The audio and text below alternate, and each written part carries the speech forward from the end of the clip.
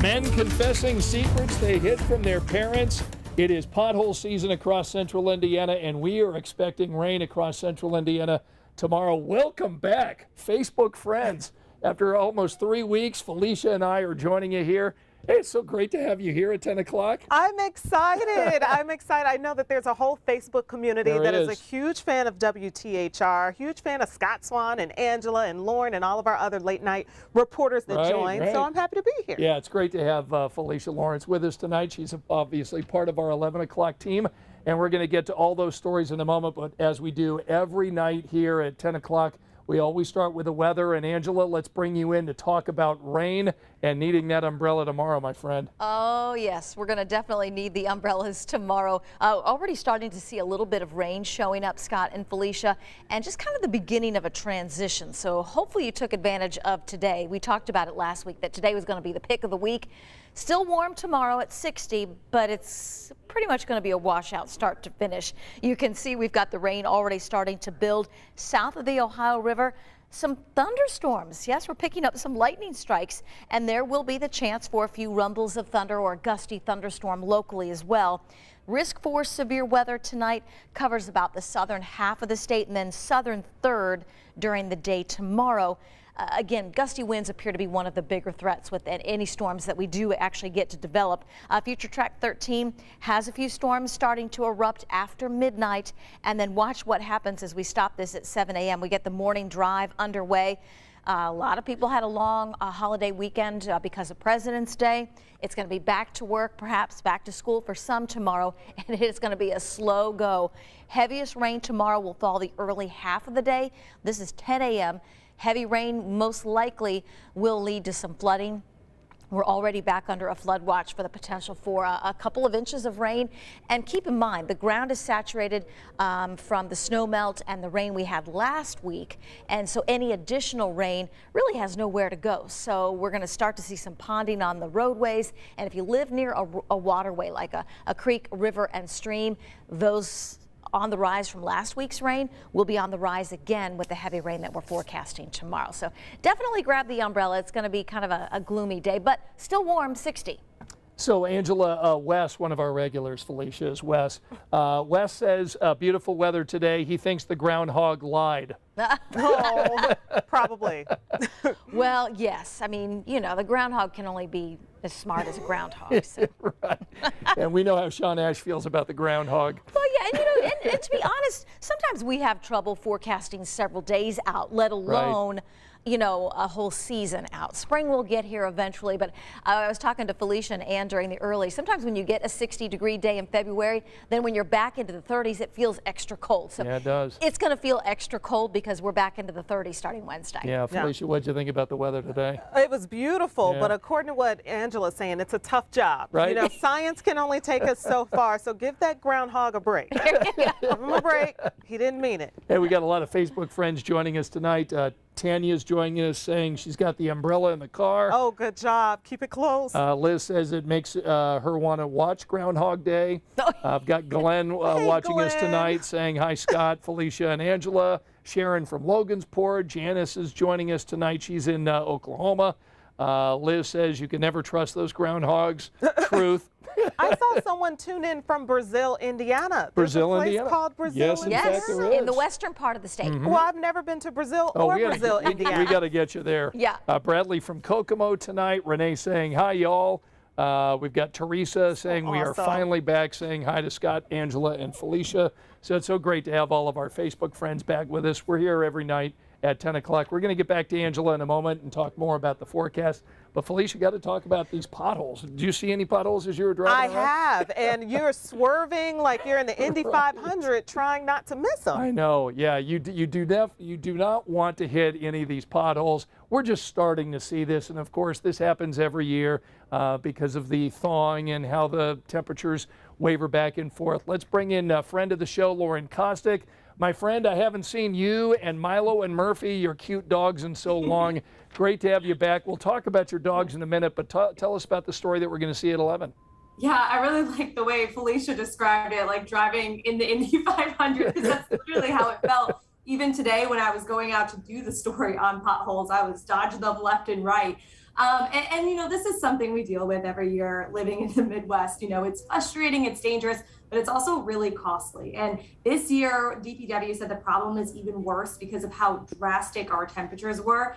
I mean, you look at today, it was what, 60s, and then Angela's saying later this week it's going to go to 30. So that is creating an even bigger problem. But crews wanted to really take advantage of this warm window we had on this one day, or tomorrow too as well. And they started this thing called strip patching, and they're picking out certain roads in the area that have been a problem year after year, and they really try to tackle that. And that's on top of doing individual potholes that are, you know, complaints that you make online.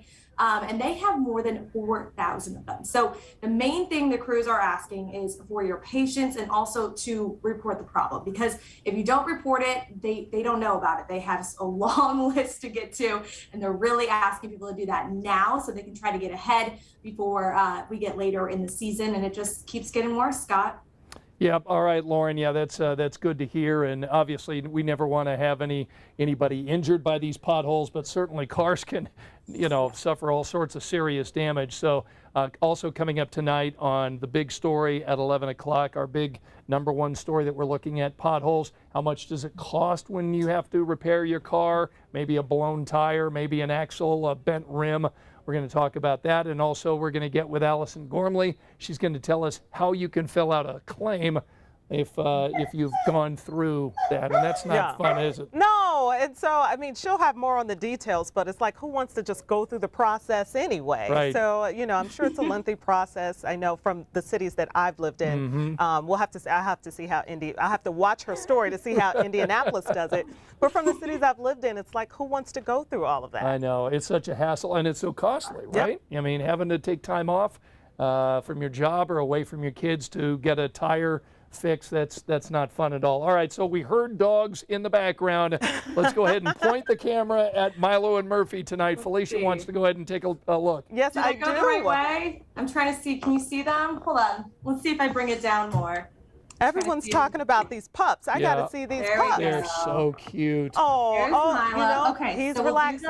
We'll do the little treats. They haven't learned rollover for Angela yet, but they're So that's trying. Milo there. Okay, you guys sit. Okay, ready, sit, ready. And there's Here you Murphy go, there. one, Oh, Murphy's gonna hog all the and treats. 2. There we go. We're still practicing. We're a little rusty, right, guys? So we have to keep practicing. Okay, I know. You get one more each, and then we gotta say bye. We gotta wave bye. Oh boy. I'm telling you, Bye, guys.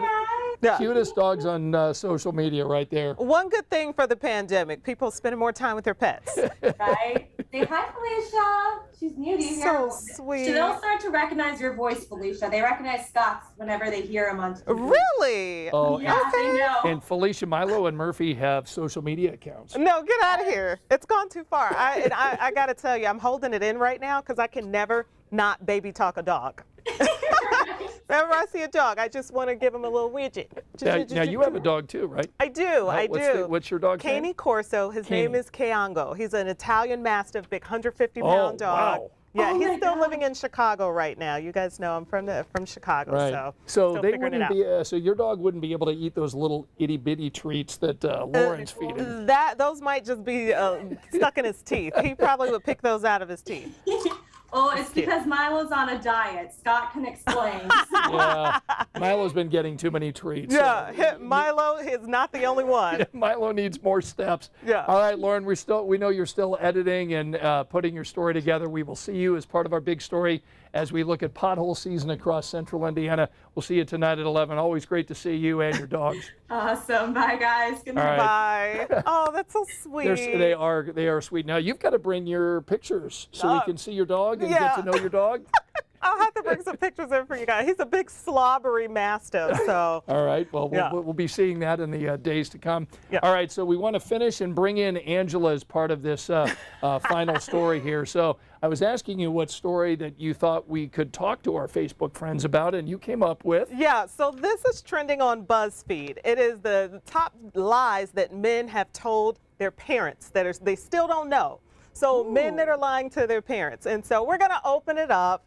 Not just men, anybody could chime in. So if you have any lies that you haven't told your parents or anyone else for that matter, go ahead, drop it in our comments. We won't say your name. So are these something like, that's appropriate for TV. so is this like a secret that you want to? Yeah, you can say that. More like a secret. More You're like a absolutely secret. right. Okay. And so some of the ones, had to deal with what people were doing in their adolescence. Right. Imagine what that could look like. Right. And so Well, let's check our comment section and see if we've got. there were a anything few in on there. there. I'll start, you guys. I actually was sent home in 3rd grade with a letter to report to my mom why I was talking so much in class. Unfortunately, I forged her signature and signed it, and the teacher, with an erasable pen, and it looked so bad. It looked so bad. And so I was afraid to get in trouble, which is why I signed it myself. And of course, the teacher sent it back to my mom in an envelope so she could see what I did. And so my mom, being the gracious, patient mother that she is, she sat me down and was just like, why would you do that? So that was it. It's not a good one. Just talking to you, no Yes. punishment, no grounding, No. no taking the, No, I didn't go that far. Yeah, No. sometimes My mom was a very patient mom. Oh, that's she sweet. still is. That's sweet. But also, don't do that again. Yeah.